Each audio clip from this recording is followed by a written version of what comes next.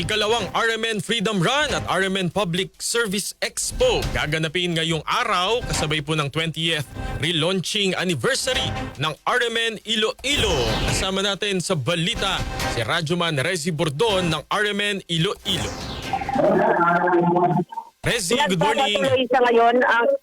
Nagpapatuloy sa ngayon ang ikalawang RMN Freedom Run sa Festive Walk Park Square sa Mega World dito sa lungsod ng Iloilo.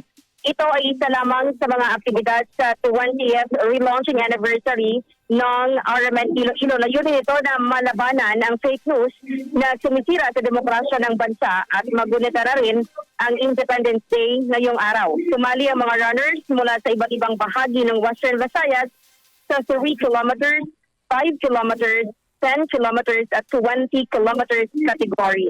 Maliban sa naglalakihang cash prizes para sa podium finishers, may medals, raffle prizes at products mula sa iba't ibang sponsors.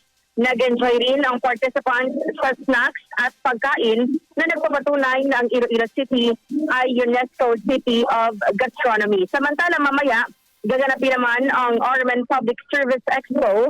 Kasama dito ang National Commission for Senior Citizens Region 6. Makaka-avail ang 300 older adults ng medical mission, haircut, massage, libreng reading glasses at iba pang serbisyo mula sa halos 20 na government agencies. Ito ay gaganapin sa Robinson's Haro.